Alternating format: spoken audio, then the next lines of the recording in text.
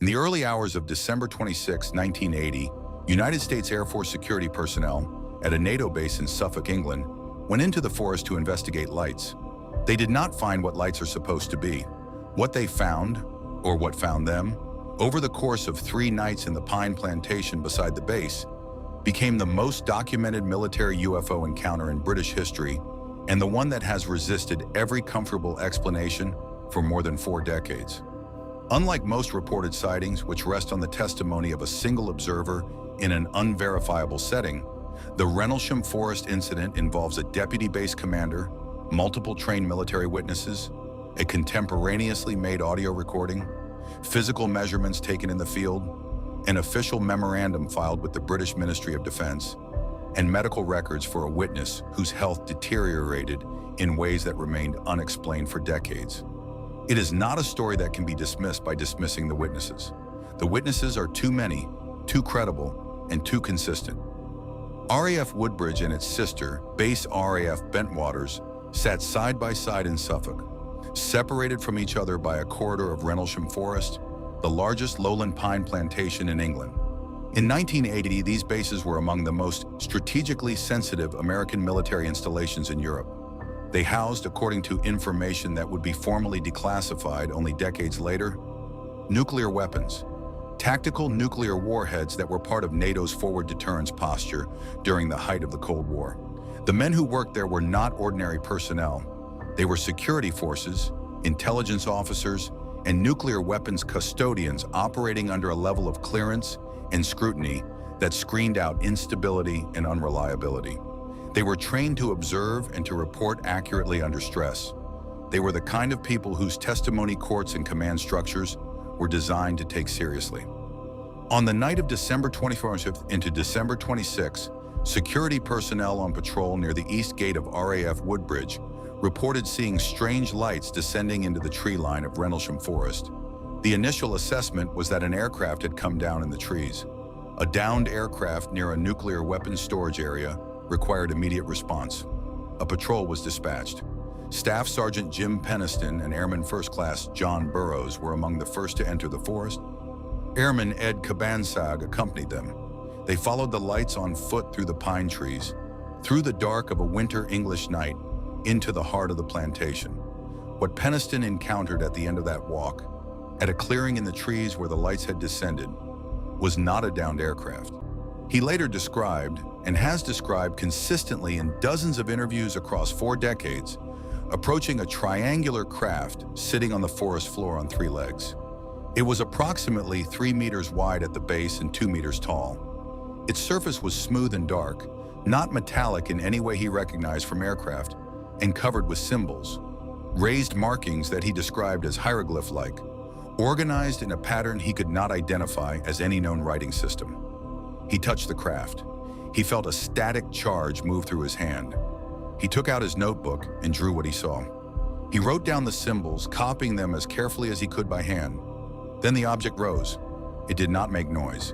It did not produce a blast of air or heat. It ascended silently through the trees, maneuvering between them without disturbing them, accelerating as it cleared the canopy, and within seconds it was gone. Penniston's notebook from that night survived.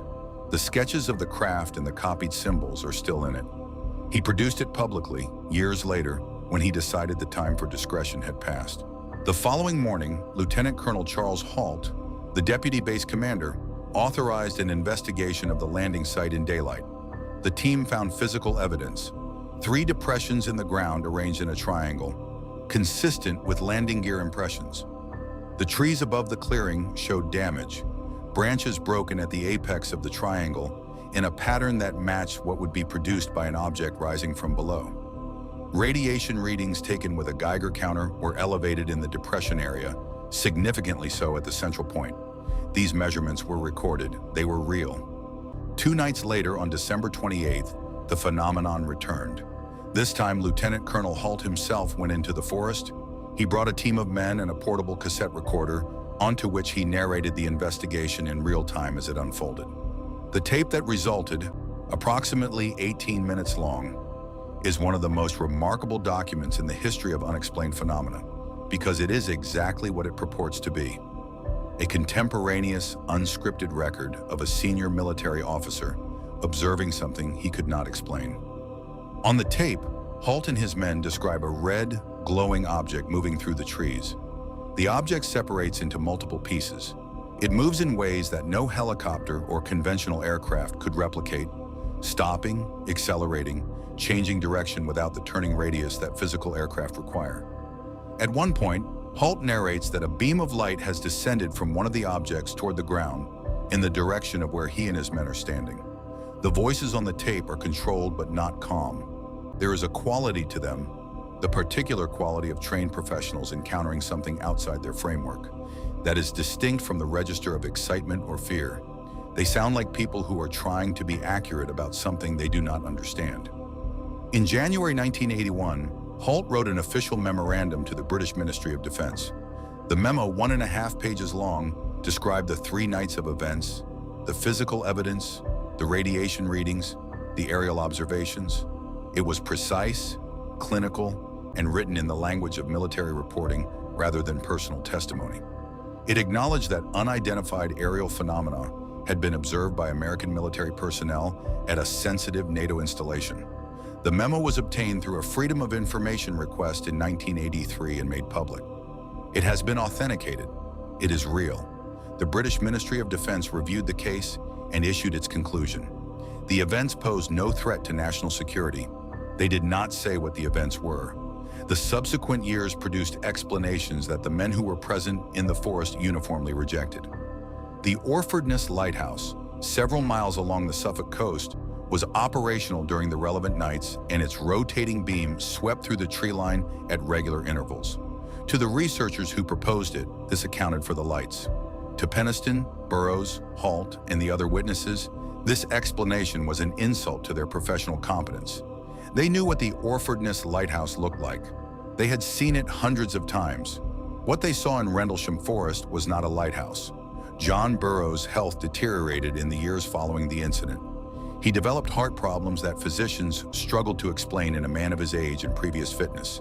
He pursued his medical records through the United States Department of Veterans Affairs and through the Department of Defense for years, encountering bureaucratic resistance at every turn. His records from the Rendlesham period were classified. The specific nature of what they contained was not disclosed to him. Eventually, after a sustained legal effort, Burroughs was granted VA disability benefits.